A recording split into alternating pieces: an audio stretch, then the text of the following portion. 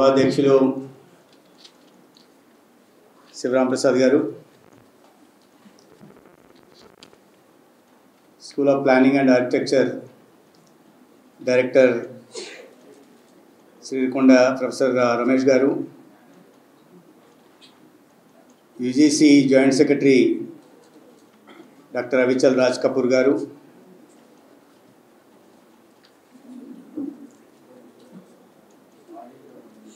గుంతా లక్ష్మణ్ గారు, ఏబిఆర్ఎస్ఎం అఖిల భారత సహా సంఘటన కార్యదర్శి.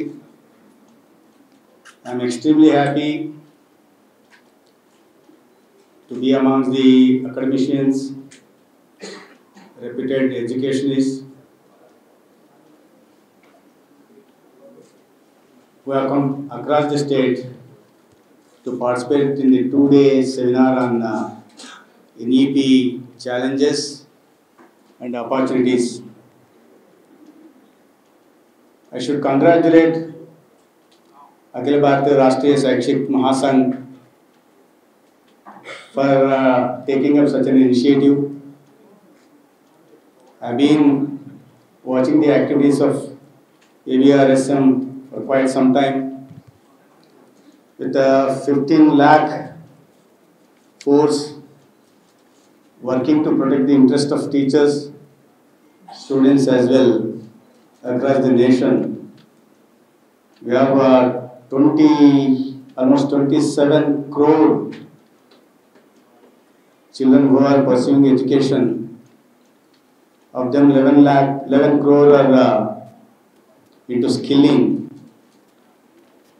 And of course there are 1500 universities, I guess, across the nation, and some 46,000 colleges. And ABRSM, I should compliment them for working in this education field and creating awareness among this almost 26 crore students, and also almost 98 lakh academicians, lecturers, tutors across the country.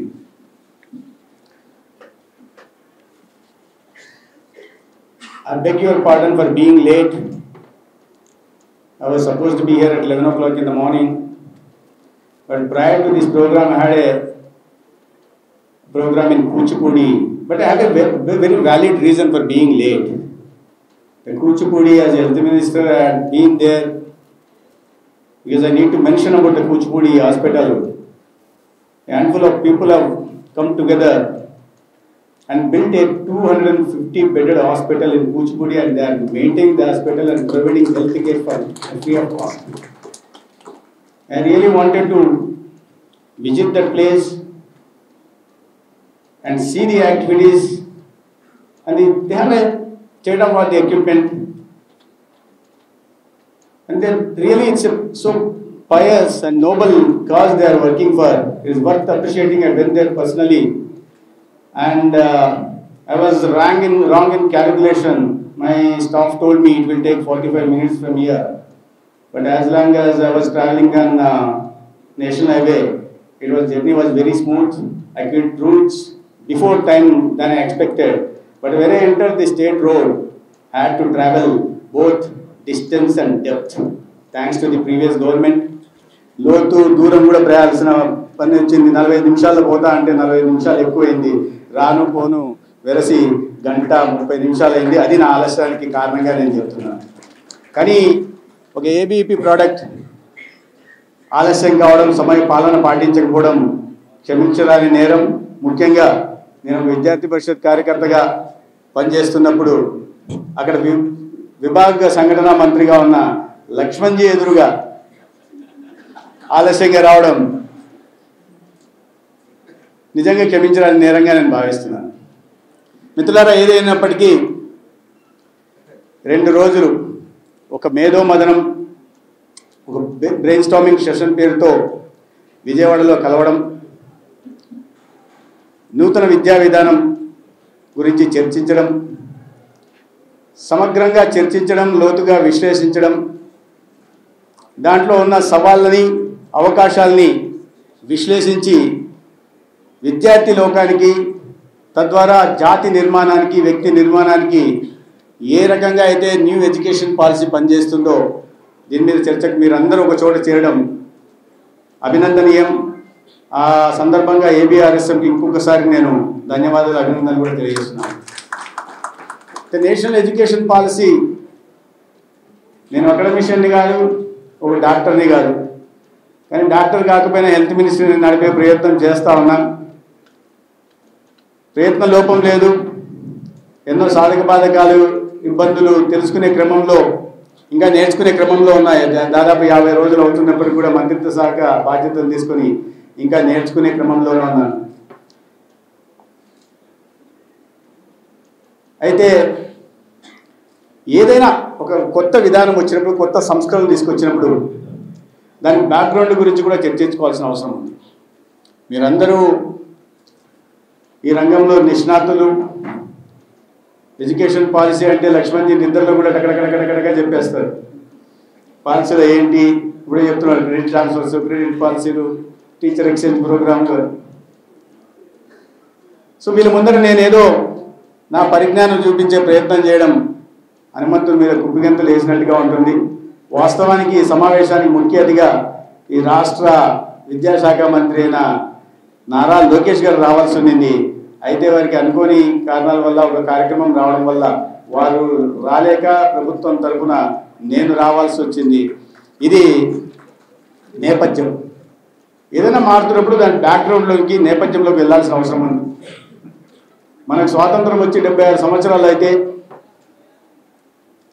వలసవాద పాలనలో మన విద్యా విధానం అంతా best పట్టిపోతే మొట్టమొదటగా వచ్చిన విద్యా విధానం education policy 1948లో ఏదైతే వచ్చిందో, ఎంతో మేధో సంపత్తి కలిగిన డాక్టర్ సర్వేపల్లి రాధాకృష్ణన్ గారి నేతృత్వంలో వచ్చిన ఎడ్యుకేషన్ పాలసీ కూడా ఈ భారతీయ విలువలు, భారతీయ సంప్రదాయాల్ని, సంస్కృతిని ప్రతిబింబించకుండా ఏ బానిస మనస్తత్వాన్ని అయితే మనలో జొప్పించడానికి బ్రిటిష్ ప్రభుత్వం ప్రయత్నం చేసిందో, సామ్రాజ్యవాదులకు పాలకులు ప్రయత్నం చేశారో, అదే మెకాలే విజ్ఞానాన్ని కొనసాగించే ప్రయత్నం చేశారు. దానికి పెద్దపీట వేశారు. దాని కారణంగానే మనం ఇంకా అదే బానిస మనస్తత్వంలో ఉంటూ విపరీతమైన మేధో సంపత్తి, తెలివితేటలు కలిగిన యువశక్తి, విద్యార్థి శక్తి మనకు ఉన్నప్పటికీ కూడా ఆ నిక్షిప్తమైన వాటిని బయటికి తీసుకోలేక బట్టి పట్టే విధానానికే ఉంటూ, ఏదైనా విషయం మీద సమగ్రమైన అవగాహన కల్పించుకోకుండా, సృజనాత్మకత, క్రిటికల్ థింకింగ్కి, ఒక కాంప్రహెన్సివ్ థింకింగ్ చేయకుండా అక్కడికక్కడికి చదివేసి బయటకు వచ్చి, నేను కూడా అలాగే బట్టి పట్టి చదివే వచ్చాను. అందుకనే రాజకీయాల్లోకి రావాల్సి వచ్చింది. ఆ విద్యా విధానాన్ని కొనసాగించే ప్రయత్నం చేస్తే తర్వాత వచ్చిన, అంటే ఒక రకంగా నేను సర్వేపల్లి రాధాకృష్ణన్ గారు ఆ విధంగా అటువంటి ఒక స్కాలర్ కొత్త విద్యా విధానాన్ని, మన భారతీయ విలువలను జోడించి తీసుకురావాల్సిన విద్యా విధానాన్ని తీసుకురాకపోగా మెకాల విజ్ఞానాన్ని కొనసాగించడం ఒక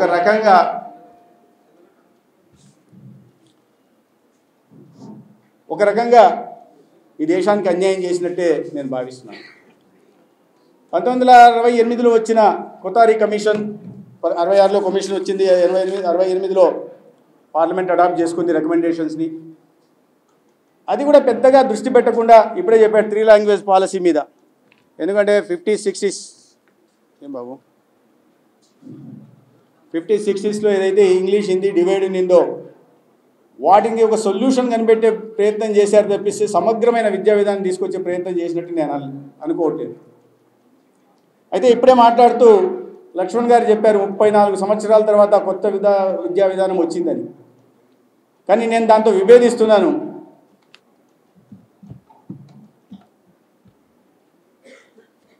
ఎందుకంటే 1986లో ఒక విద్యా విధానం రాజీవ్ గాంధీ హయాంలో వచ్చినప్పటికీ అప్పటికే అమల్లో ఉన్న విద్యా విధానానికి ఒక కాస్మెటిక్ చేంజెస్ తీసుకొచ్చే ప్రయత్నం చేసింది. కానీ లోతుగా విశ్లేషించే ఒక సమగ్ర విద్యా విధానాన్ని తీసుకొచ్చే ప్రయత్నం 1986లో వచ్చిన నూతన విద్యా విధానం, అప్పట్లో వచ్చిన విద్యా విధానం చేయలేదని నా భావన, నా వ్యక్తిగత భావన కూడా నేను భావిస్తున్నాను.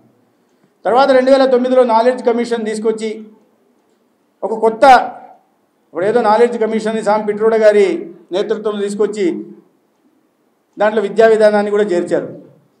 వారికి మొత్తం ఏదో కొన్ని సంవత్సరాలు తీసుకొని మొత్తానికి వాళ్ళు తేల్చింది ఏంటి అంటే ఈ దేశానికి ఇంగ్లీష్ అవసరం ఉంది, ఇంగ్లీష్లోనే విద్యా బోధన ఉంటే కానీ ఈ దేశం ముందుకు సాగదు అని ఏ బానిస మనస్తత్వాన్ని అయితే మనం వ్యతిరేకిస్తూ వచ్చామో అదే బానిస మనస్తత్వాన్ని మళ్ళా మనం చూపించే ప్రయత్నం చేశారు. ఇంగ్లీష్ ద్వారా మాత్రమే ఈ దేశ సామాజిక ఆర్థిక అభివృద్ధి విద్యా అభివృద్ధి జరుగుతుందనే చివరికి ఒక కంక్లూజన్కి వచ్చారు.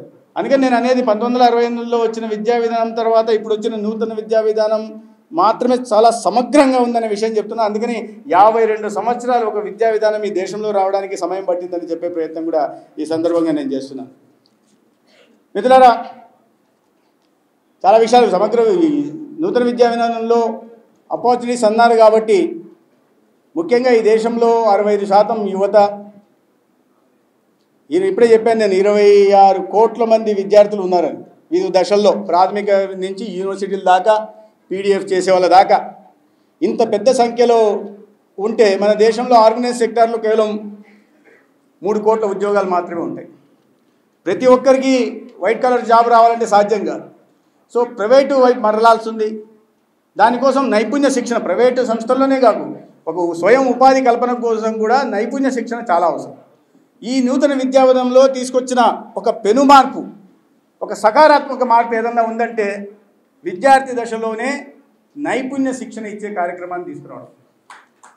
ఎందుకంటే ఒక వ్యక్తి ప్రభుత్వ ఉద్యోగాల కోసము ప్రభుత్వం మీద ఆధారపడకుండా ప్లంబర్, ఎలక్ట్రీషియన్, రిఫ్రిజిరేటర్ అనేక రకాలైన నైపుణ్య శిక్షణ తీసుకొస్తే ఇవాళ వాళ్ళకు ఉన్న డిమాండు మనం సమాజంలో ఒక ప్రభుత్వ ఉద్యోగంలో ఉన్న వాళ్ళకి గౌరవంగా చూస్తాం.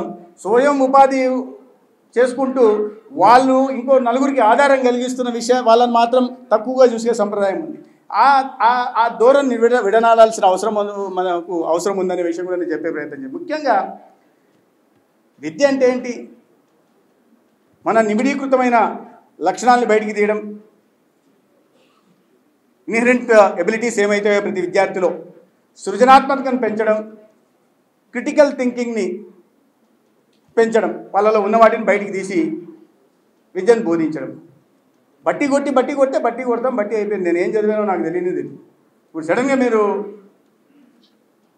ఎలక్ట్రానిక్ కమ్యూనికేషన్ చదివాను నేను, సడన్గా మీరు అడిగారు అనుకోండి సబ్జెక్ట్ పేరు కూడా చెప్పలేని పరిస్థితి. ఎందుకంటే బట్టి కొట్టాము, అప్పుడు ఎగ్జామ్ రోజు రాత్రంతగా చదివాం, మనకు తెలుసు ముందే ఏ ప్రశ్నలు వస్తున్నాయో దానికి జవాబులు ఏమొస్తాయో తెలుసు కాబట్టి చూస్తాం. 4-5 క్వశ్చన్ పేపర్ చూస్తాం, దాంట్లో ఏది ఉంటాయో ఫ్రీక్వెంట్గా వచ్చే క్వశ్చన్స్ ఉంటాయో వాటో ఇటుగా అత్యవసర మార్కులతో పాస్ అయ్యి దాకా వచ్చేసాం.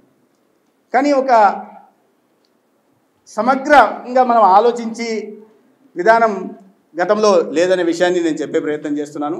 ఈ కొత్త విధానంలో ఈ పరిస్థితి వచ్చింది. అదేవిధంగా నేను చెప్పినట్టుగా ఈ 8వ తరగతి నుంచి మనం భాషకు వ్యతిరేకం కాదు, కానీ మదర్ టంగ్లోనే విద్యా బోధన ఉండాలి అని అనేక పరిశోధనలు చెప్పాయి. సృజనాత్మకత అంటే హోమ్ లాంగ్వేజ్, కమ్యూనిటీ లాంగ్వేజ్, ఇంట్లో మాట్లాడే భాష స్కూళ్ళల్లో కూడా మాట్లాడితే సృజనాత్మకత పెరుగుతుంది. భాష మీద ఇంగ్లీష్ అనేది ఏ భాష అయినా ఒక మాధ్యమం మాత్రమే, ఇట్స్ మీడియం ఆఫ్ కమ్యూనికేషన్, ఒక భాష మాధ్యమం మాత్రమే. ఇప్పుడు చైనాల వాళ్ళు, మరి జపాన్ల వారు, ఇతర యూరోపియన్ దేశాల్లో వారు ఇంగ్లీష్ మాట్లాడరు. దాంట్లో 20% వాళ్ళకు కూడా ఇంగ్లీష్ రాదు. అయినా అనేక విషయాల్లో టెక్నాలజీ విషయంలో కానీ వాళ్ళు ఎలా ముందుకు పోతున్నారు, ఏ రకంగా ఇవాళ మ్యానుఫ్యాక్చరింగ్ హబ్గా చైనా తయారైపోయింది, ఏ రకంగా ఒక పెద్ద ఆర్థిక వ్యవస్థలో ఒకటిగా జపాన్ ఉంటుంది, ఏ రకంగా జపాన్లో ఇంత పెద్ద కార్ల వ్యవస్థ, లేదా సౌత్ కొరియాలో ఇంత ఆర్థికంగా పారిశ్రామికంగా వాళ్ళు ముందుకెళ్ళగలుగుతున్నారు. కాబట్టి భాషగానే చూడాలి. ఆ భాష మీద ఇవాళ ప్రాధాన్యత ఇచ్చి ప్రాథమిక విద్య అంతా కూడా మాతృభాషలో ఉంటే పిల్లల్లో సృజనాత్మకత పెరుగుతుందన్న విషయాన్ని నూతన విద్యా విధానం తెలియజేస్తుంది. అనేక దేశాల్లో ఇది పాటిస్తున్నారు, కానీ మన దేశంలో మాత్రమే దురదృష్టవశాత్తు ఇంగ్లీష్ అంటే ఇంగ్లీష్ మనకు కూడా ఉంది. ఇది మనం కూడా ఇంట్లో మమ్మీ డాడీ అని పిలిపించుకుంటూ ఉంటాం. ఇంగ్లీష్లో 4 మాటలు మన పిల్లలతో మాట్లాడడం చేసి నేను కూడా చేస్తుంటాను, మాట్లాడే ప్రయత్నం చేస్తుంటాం. ముందు మనం తెలుగు నేర్పించి, మన తెలుగు భాష నేర్పించి, తెలుగులో మాట్లాడడం, తెలుగులో ఆలోచించడం నేర్పిస్తే ఆటోమేటిక్గా మిగతావన్నీ సర్దుకుంటాయి. తర్వాత మేమంతా తెలుగు మీడియంలోనే చదివాం. అందరూ ఈ దేశంలో చాలామంది పెద్ద పెద్ద స్థానాలకు వెళ్ళిన వాళ్ళు, అబ్దుల్ కలాం గారి దగ్గర నుంచి పెద్ద పెద్ద స్థానాలకు వెళ్ళిన, మనం అంటే చిన్న వాళ్ళం అనుకోండి, వాళ్ళు కూడా వాళ్ళ మాతృభాషలో చదివితేనే ఆయన ప్రపంచం గర్వించదగ్గర సైంటిస్ట్ అనే విషయాన్ని మనం గుర్తించాల్సిన అవసరం ఉంది. అయితే అదే సమయంలో భాషలు నేర్చుకోవాల్సి ఉంది. భాషలు నేర్చుకునే, అందుకని 8వ తరగతి నుంచి కూడా ఇతర దేశాల భాషలు నేర్చుకునే అవకాశాన్ని కూడా ఈ నూతన విద్యా విధానంలో పెట్టారు ఆ విషయం. ఇదన్నీ కాకుండా ఇప్పుడే చెప్తున్నారు. ఏ విద్యార్థి నా ఒక ఉదాహరణ చెప్పాలి. నేను ఈ నూతన విద్యావిధానం ఆ రోజు ఉంటే నేను ఇంజనీరింగ్ పూర్తి చేసాను, డిప్లొమాతోనో తర్వాత ఎంబీఏనో చేసుకుని తర్వాత చదివాను. కానీ పొలిటికల్ సైన్సు నేను యాక్చువల్గా ఇంజనీరింగ్ పూర్తి చేయలేకపోవడానికి ఏంటంటే నేను దిగువ మధ్యతరగతి కుటుంబం నుంచి వచ్చినవాడిని. పాలిటెక్నిక్ ఒక గవర్నమెంట్ మోడల్ రెసిడెన్షియల్ పాలిటెక్నిక్ అన్నీ ఫ్రీగా ఇచ్చే కాలేజీలో చదివాను. దాని తర్వాత ఈఎంఐ కోసం నేను బెంగళూరుకి వెళ్ళాను. Section A, section B, section A pass అయ్యా, సెక్షన్ బి ఫీజు కట్టాలంటే డబ్బులు ఉండేవి కాదు. ఆ సమయం లోపల పూర్తి చేయాలా. నేను అప్పటికే విద్యార్థి రాజకీయాల్లో ఉండడం కానీ లేదా ఢిల్లీకి వెళ్ళిపోవడం వల్ల కానీ అనేక కారణాల వల్ల నేను సమయానికి ఫీజు కట్టలేకపోయా. ఫీజు కట్టలేదు అనేది ఒక బహానా మాత్రమే, ఎక్స్క్యూజ్ మాత్రమే. చదివి కష్టపడి చదివే అవకాశం కూడా లేకుండా పోయింది. ఆ 4 సంవత్సరాల పరిమితి పూర్తి అయిపోయింది కాబట్టి నేను తర్వాత పూర్తి చేయలేకపోయా. ఇవాళ అటువంటి పరిస్థితులు లేకుండా ఇవాళ ఎప్పుడైనా ఫ్రీ ఎంట్రీ ఫ్రీ ఎగ్జిట్ అవకాశం కలిగించారు. మీరు మధ్యలో అదే అవకాశం నాకు ఉండింటే తర్వాత నాకు ఆర్థిక పరిస్థితి, నేను ఆర్థికంగా కాస్త నిలదొక్కున్న తర్వాత సెక్షన్ ఏ పూర్తి చేసిన తర్వాత కొన్నాళ్ళ తర్వాత సెక్షన్ బి చేసి నేను కూడా ఇవాళ ఇంజనీర్ అయ్యేవాడిని. ఆ అవకాశాన్ని కలిగించారు. ఇట్లాంటి అనేక మంది పేద విద్యార్థులకి మధ్యలో చదువు మానేసి అనేక కారణాల వల్ల, వ్యక్తిగత కారణాల వల్ల, ఆర్థిక పరిస్థితుల కారణంగా చదువు మానేసిన వాళ్ళందరికీ ఇది ఉపయోగపడుతుందనే ప్రయత్నం కూడా చేస్తుంది. దాన్నే multi level entry, multi level exit అన్నారు. అదేవిధంగా క్రెడిట్ ట్రాన్స్ఫర్. ఓన్లీ నేను తర్వాత ఢిల్లీలో ఉండేవాడిని, ఇక్కడ నుంచి పోయి అక్కడ రాయడానికి లేదు. నేను ఇక్కడ ఎవరైనా ఇంజనీరింగ్ చదువుతున్నారు అనుకోండి, సడన్గా ఏదో కారణాల వల్ల ఢిల్లీ వెళ్ళాల్సి వచ్చింది, కడుపార్థం అక్కడికి వెళ్ళాల్సి వచ్చింది. అక్కడ ఉండగా నేను చదవాల్సిన కాలేజ్ ఇక్కడ ఉంది, అక్కడి నుంచి ఇక్కడికి వచ్చి నేను పూర్తి చేయలేను. ఇక్కడ చేస్తే ఫీజులు కట్టే పరిస్థితి లేదు, అక్కడ నేను చేసే పని ఉద్యోగం అక్కడుంది. కానీ ఈ పరిస్థితుల్ని కూడా సరి చేసుకుంటూ ఇవాళ మీరు 2 సంవత్సరాలు ఇక్కడ చదివితే మీరు వద్దనుకుంటే ఢిల్లీలో పనిచేస్తుంటే ఇతర 2 సంవత్సరాలు కూడా అక్కడ మార్చుకునే అవకాశం ఉంది. నూతన విద్యా విధానం మీరు ఎక్కడైనా సరే ఈ దేశంలో ఈ యూనివర్సిటీలు చదువుతూ తర్వాత ఏ యూనివర్సిటీ కన్నా వెళ్ళి తర్వాత సమయాన్ని చదివే అవకాశం ఉంది. అంటే ఈ కొత్త విధానం విప్లవాత్మకమైన నిర్ణయాలు ఇవన్నీ తీసుకోవడం జరిగింది.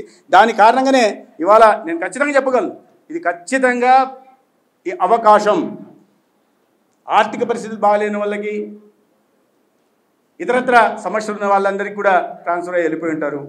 ఈ పిల్లలు ఇక్కడ ఉండలేరు, ప్రభుత్వ ఉద్యోగాల్లో ఉంటారు, వాళ్ళు ఇంకో చోటికి ట్రాన్స్ఫర్ అవుతారు. ట్రాన్స్ఫర్ అయితే మళ్ళీ ఈ సమస్యలు ఉంటాయి, ఇక్కడ రూమ్లలో ఉండి చదివి ఈ సమస్యలు అంటే నేను చిన్న చిన్న విషయాలు చెప్పే ప్రయత్నం చేస్తున్నా.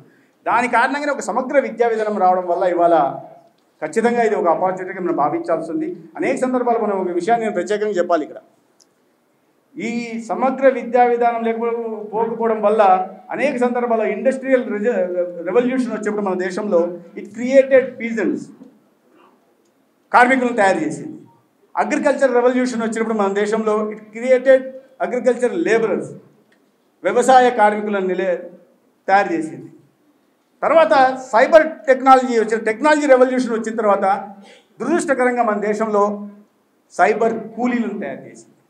ఇండస్ట్రియల్ రెవల్యూషన్ వచ్చినప్పుడు కానీ, అగ్రికల్చర్ రెవల్యూషన్ వచ్చినప్పుడు, అదేవిధంగా టెక్నాలజీ రెవల్యూషన్ వచ్చిన 3 సందర్భాల్లో కూడా మన దేశం కూలీలు నేను చాలా జాగ్రత్తగా చెప్తున్నా, దేశం కూలీలు తయారు చేసింది. ఎందుకంటే we always been knowledge practitioners, we never been knowledge producers అని చెప్పే ప్రయత్నం చేస్తున్నా. మీకు అనిపించచ్చు ఏందబ్బా సత్యకుమార్ ఇలా మాట్లాడుతున్నాడు, ఇంతమంది ఉన్నారు కదా, ఇవాళ Sundar Pichai is leading a reputed company, Satya Nadella is leading reputed company, there are tens of people who are Indians who are leading multinational companies అని మీకు అనిపించచ్చు.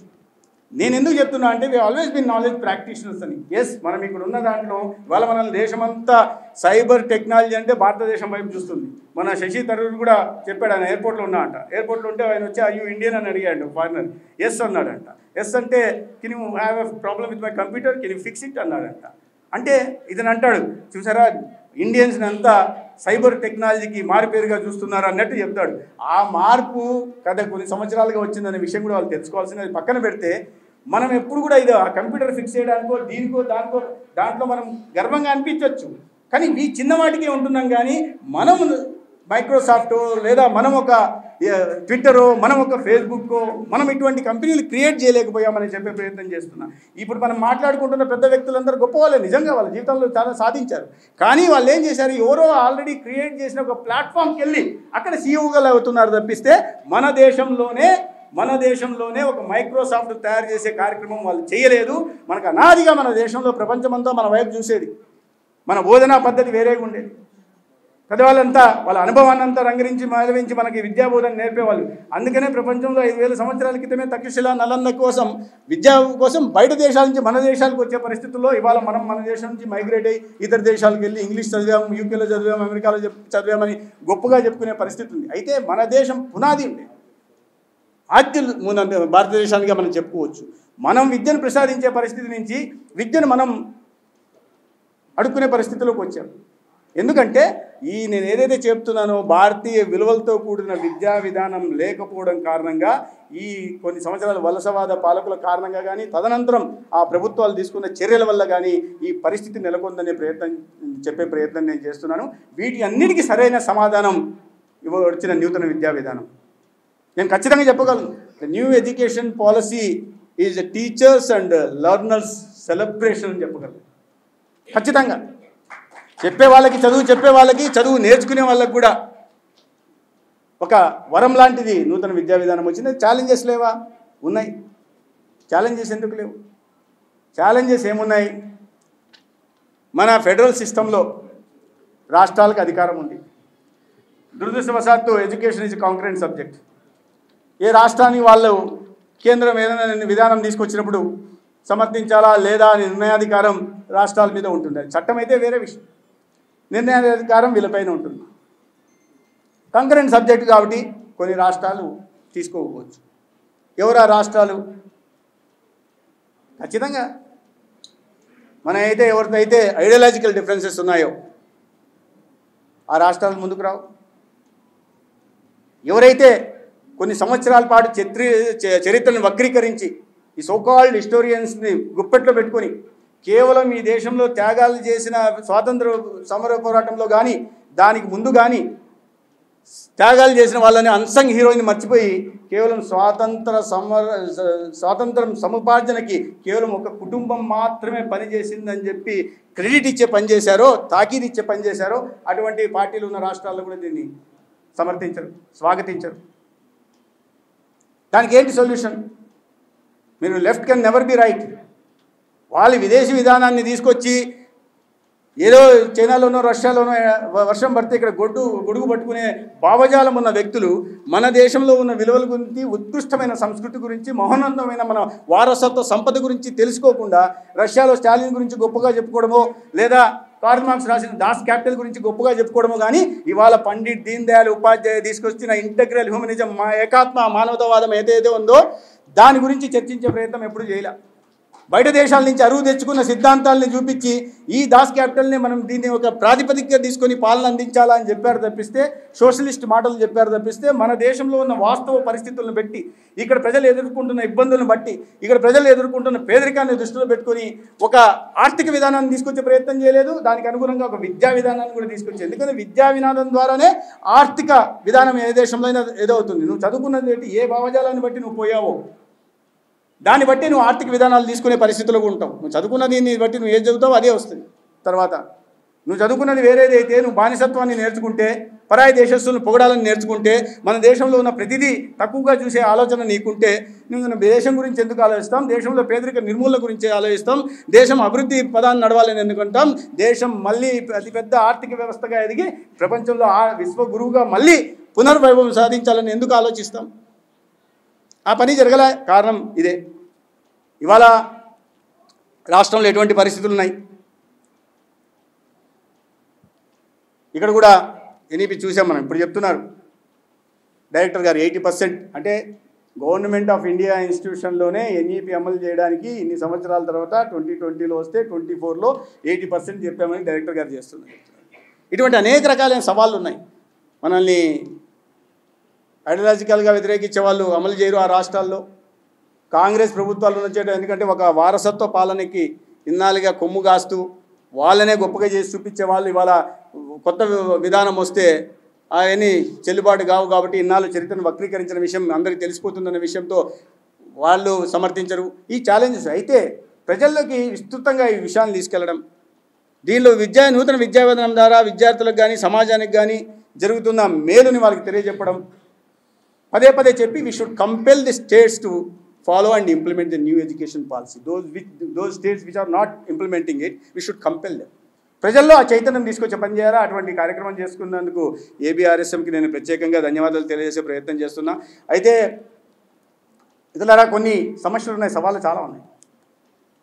ఇప్పుడే ఒకవైపు మాట్లాడుతుంటే రామారెడ్డి గారు వచ్చి చెప్తున్నారు 15 సంవత్సరాలుగా రిక్రూట్మెంట్ జరగలేదు రాష్ట్రంలో, కొద్దిగా మాట్లాడాలి. సమస్యలు ఉన్నాయి. ఇతర దేశాలు, చాలా దేశాలు మనం ఇన్నిగా మాట్లాడుకుంటున్నాం, కొత్త కొత్త విషయాలు, పెద్ద విస్తృతమైన విషయాలు చర్చించుకుంటున్నాం, కానీ చాలా మౌలిక విషయాల్ని మనం మర్చిపోయే ప్రయత్నం కూడా చేస్తూ ఉంటాం.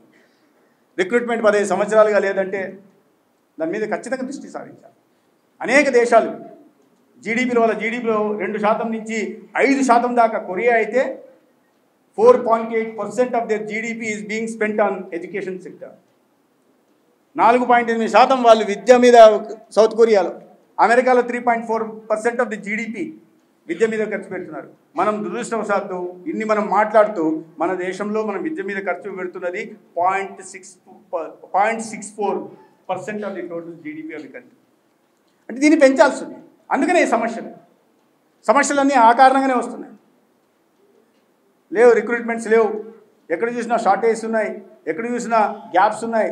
యూనివర్సిటీస్లో ఇన్ఫ్రాస్ట్రక్చర్ ఫెసిలిటీస్ మెరుగు కావట్ల, టెక్నికల్ ఇన్స్టిట్యూషన్స్లో కావాల్సిన ల్యాబ్ ఎక్విప్మెంట్ ఉండట్ల, ఈ సమస్యలు ఉన్నాయి. అయితే దీన్ని అధిగమించే ప్రయత్నం కూడా గత 10 సంవత్సరాలుగా చేస్తూ ఉన్నాం. రాష్ట్రాలు సహకరించకపోగా వచ్చిన సమస్య ఏంటంటే, రాష్ట్రాలు మీరు బడ్జెట్ 12,000 కోట్లు పెట్టి ఉంటారు ఈ రాష్ట్రంలో, తీరా ఖర్చు పెట్టింది ఎంత అంటే 20% of the budget allocated. The expenditure is 20% ఉంటుంది, 15% ఉంటుంది. ఊరికే పేరుకు మాత్రం పైన చెప్తారు. అది కూడా కేంద్ర ప్రభుత్వం నుంచి వచ్చిన సమగ్ర శిక్షా అభియాన్ నుంచో లేకుంటే రూసా ఫండ్స్ నుంచి యూనివర్సిటీలకు వచ్చిన డబ్బులు ఖర్చు పెట్టడం తప్ప రాష్ట్రాలు తమ బాధ్యతగా ఒక్క పైసా కూడా విద్య మీద ఖర్చు పెట్టట్లేదంటే ఎంత బాధ్యతారాహిత్యంగా రాష్ట్రాలు పనిచేస్తున్నాయనే విషయాన్ని అర్థం చేసుకోవాలి. మన రాష్ట్రం ఒక సజీవ ఉదాహరణగా చెప్పే ప్రయత్నం చేయాలి. నాడు నేడు అనేక స్కూళ్ళల్లో మేమేదో మార్పులు తీసుకొస్తున్నాం, సమగ్రమైన మార్పులు తీసుకొస్తున్నాం, రూపురేఖలు మార్చేస్తున్నాం అన్నారు. ఎక్కడదా 5 పైసలు రాష్ట్ర బడ్జెట్ నుంచి ఎక్కడైనా ఖర్చు పెట్టారా? లేదు. శాఖీ special assistant for capital investment కింద ప్రతి సంవత్సరం 1,00,000 కోట్ల long term interest free loan కేంద్ర ప్రభుత్వం ఇస్తుంటే అది మౌలిక సదుపాయాల కల్పన మీద, ఉత్పాదక ప్రొడక్టివిటీని పెంచే పనుల మీద కేంద్ర ప్రభుత్వం డబ్బులు ఇస్తుంటే దాన్ని తీసుకొచ్చి నాడు నేడు పేరుతో అరకొర పనులు చేసి 20 లక్షలు చూపించి 2 లక్షలు ఖర్చు పెట్టి 18 లక్షలు ఈజ్ బీయింగ్ సైఫండ్ ఆఫ్. ఇటువంటి చేస్తుంటే ఇంకా విద్యా విధానం ఎక్కడ మారుతుంది? విద్యా వ్యవస్థ ఎక్కడ మారుతుంది? అందుకని ప్రతి రాష్ట్రాలు కూడా విద్యా విధానాన్ని, కొత్త విద్యా విధానాన్ని ఇంప్లిమెంట్ చేయాల్సిన అవసరం ఉంది. అయితే చాలా 10 సంవత్సరాల్లో చాలా ఇంప్రూవ్మెంట్ వచ్చిందనే విషయం కూడా నేను చెప్తున్నాను. మీరు హయ్యర్ ఎడ్యుకేషన్లో male students enrolment has gone up by 36% if I'm not wrong. Female enrolment has gone up by 27%. అంటే మార్పు వచ్చింది 10 సంవత్సరాల్లో. 2015 ఫిగర్స్తో నేను కంపేర్ చేసి చెప్తున్నా. 36% ఉన్నత విద్యా సంస్థల్లో ఎన్రోల్ చేసుకునే విద్యార్థుల సంఖ్య 36%. 3,70,00,000 ఉంటే ఇప్పుడు 3,70,00,000 ఉంటే 4,40,00,000కి పోయింది. అదేవిధంగా 1,70,00,000 77 లక్షలు ఉంటే మహిళా ఎన్రోల్మెంటు ఇప్పుడు 2,60,00,000 దాకా పోయింది. సో ఇంతటి మార్పు వచ్చింది. అనేక రకాలైన మార్పులు ఇవాళ విద్యా వ్యవస్థలో తీసుకొచ్చే ప్రయత్నం చేస్తున్నారు. దానికి అనుగుణంగానే ముఖ్యంగా నైపుణ్య శిక్షణ మీద ప్రత్యేకంగా దృష్టి పెడుతూ అనేక రకాలైన కార్యక్రమాలు తీసుకొచ్చారు. స్కిల్ ఇండియా అని, స్టాండప్ ఇండియా అని, స్టార్టప్ ఇండియా అని, మేక్ ఇన్ ఇండియా అని, డిజిటల్ ఇండియా అని, ఫిట్ ఇండియా అని అనేక రకాలైన కార్యక్రమాలు తీసుకొచ్చి విద్యార్థుల్లో ఆసక్తి పెంచడం, టెక్నాలజీ మీద ఆసక్తి పెంచడం, దాని ఆధారంగా చేసుకుని నైపుణ్య శిక్షణ పొందడం, తద్వారా వారి ఉపాధి అవకాశాలు మెరుగుపరుచుకునే ప్రయత్నం చేస్తున్నారు. కేవలం శిక్షణ ఇవ్వడమే కాకుండా శిక్షణ తర్వాత మీకు 25 లక్షల నుంచి ₹1,00,00,000 దాకా, 25 లక్షల నుంచి ₹1,00,00,000 దాకా, ముద్రలు అయితే 20 లక్షల దాకా. ఇప్పుడు వీటిలో మిగతా వాటిలో ప్రధానమంత్రి ఎంప్లాయ్మెంట్ గ్యారంటీ ప్రోగ్రామ్ దగ్గర లేకుంటే స్టార్టప్ ఇండియాలోనో ₹1,00,00,000 దాకా 35% సబ్సిడీతో రుణాలు ఇచ్చి శిక్షణ ఇవ్వడం ఒకవైపు, మళ్ళీ ఆర్థికంగా నిలగొట్టుకోవడం కోసం ఇచ్చి మీరు సొంతంగా మీ పరిశ్రమ లేదా ఒక స్టార్టప్ తయారు చేసుకోవడం కోసం ఇవాళ ప్రభుత్వం అనేక రకాలైన విప్లవాత్మకమైన మార్పులు తీసుకొచ్చే కార్యక్రమాలకి, అంటే ఎంప్లాయ్మెంట్ జనరేషన్ కోసం ఏ చిన్న దీన్ని కూడా వదలకుండా ఒకవైపు మౌలిక సదుపాయాల కల్పన మీద ఇవాళ PM గతిశక్తి పేరుతో పెరుగుతున్న పెట్టుబడుల కారణంగా ఇవాళ ఎంప్లాయ్మెంట్ పెరుగుతూ ఉంది. విపరీతమైన ఎంప్లాయ్మెంట్ వస్తూ ఉంది. దానివల్ల సంపత్తి కూడా పెరుగుతూ ఉంది. ఒకవైపు సంపత్తిని పెంచే ప్రయత్నం చేస్తున్నారు, రెండో వైపు ఎంప్లాయ్మెంట్ జనరేషన్. ఏదైనా మీకు రోడ్డు వస్తున్నారు, ఒక బ్రిడ్జి కడుతున్నారు, ఒక రైల్వే ఇది వస్తుందంటే ఎంప్లాయ్మెంట్ జరుగుతుంది. స్కిల్ ఉన్న వాళ్ళ అవసరం ఉంది.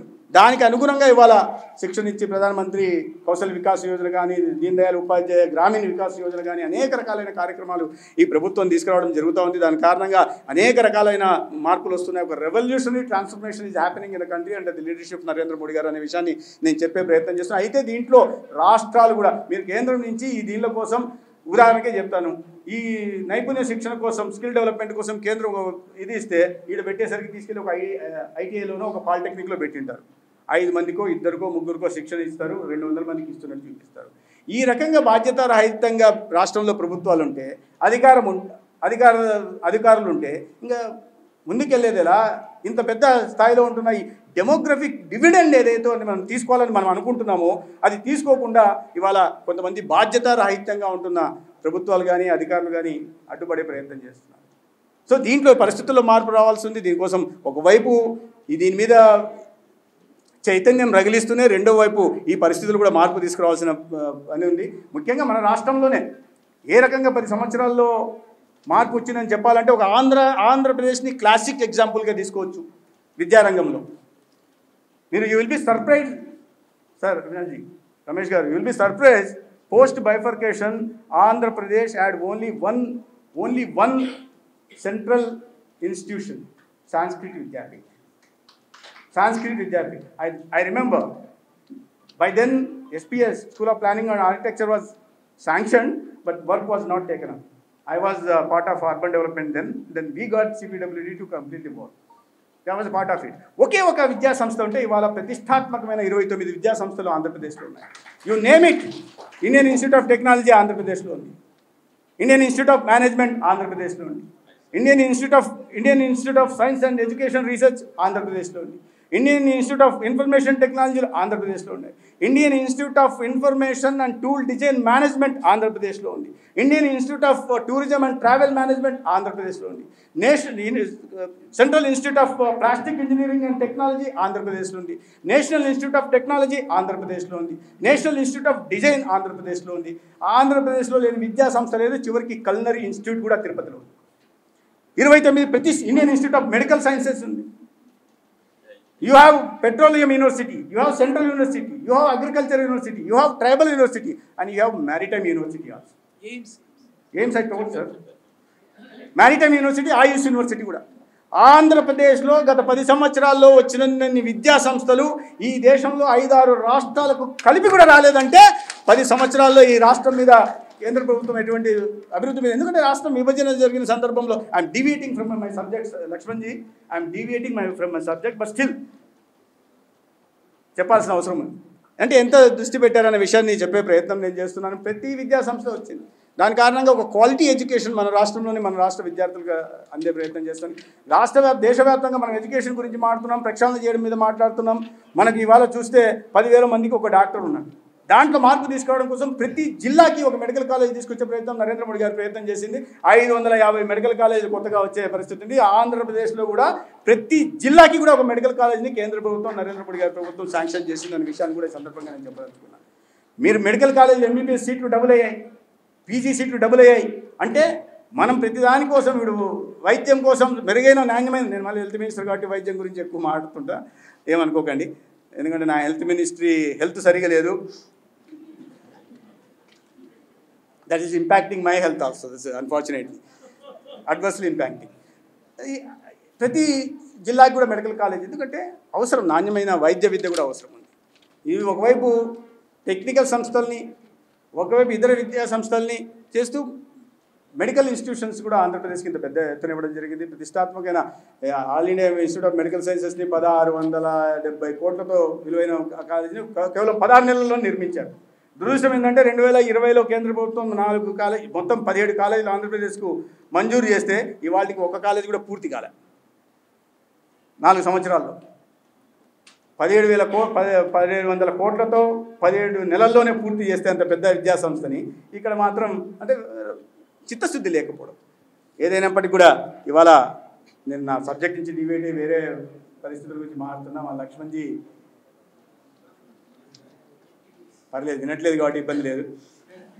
ఇవాళ ఈ కార్యక్రమానికి నన్ను ఆహ్వానించినందుకు ప్రత్యేకంగా ధన్యవాదాలు తెలియజేసుకుంటూ, ఇవాళ ఇటువంటి ముఖ్యమైన విషయం మీద చర్చ జరగడం, సమగ్రమైన చర్చ, లోతైన విశ్లేషణ జరగడం, తద్వారా వీటి వల్ల ఈ నూతన విద్యా విధానం ఈ దేశానికి ఎంత అవసరమో, భావి తరాలు దానివల్ల ఎటువంటి మార్పులు వస్తాయో, రాబోయే రోజుల్లో మనం ఏదైతే లక్ష్యం నిర్దేశించుకున్నామో 2047 నాటికి వికసిత భారత్ కావాలంటే వ్యక్తి నిర్మాణం జరగాల్సింది.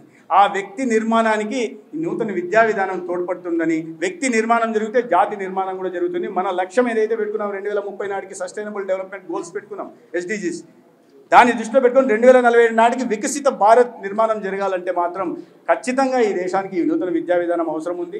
ఈ విషయాన్ని ప్రజల్లోకి తీసుకెళ్లాలా. మన దేశం అభివృద్ధిని, దేశం ఆర్థిక ప్రగతిని కాంక్షించే వాళ్ళు ఎవరైనా నూతన విద్యా విధానాన్ని ఉండకూడదు అనే భావన ఇవాళ నేనైతే ఈ సందర్భంగా చెప్పదలుచుకున్నాను. ఇవాళ ఇటువంటి దీన్ని ఇంకా సమగ్రంగా విశ్లేషించి మరి దీంట్లో ఏమైనా లోటుపాట్లను వీటిని 2 రోజులు సమగ్రమైన ఇది జరుగుతున్న డెలిబరేషన్స్ ఉంటున్నాయి కాబట్టి ప్రజల్లోకి విస్తృతంగా తీసుకెళ్లాల్సిన అవసరం గురించి చెప్తూ ఇటువంటి మంచి కార్యక్రమాన్ని నిర్వహించిన ABRSMని ఒకసారి అభినందనలు తెలియజేసుకుంటూ మిమ్మల్ని అందరినీ కలిసే అవకాశం కలిగినందుకు కూడా నిర్వాహకులకు ధన్యవాదాలు తెలియజేసుకుంటూ సెలవు తీసుకుంటాను. భారత్ మాతాకి.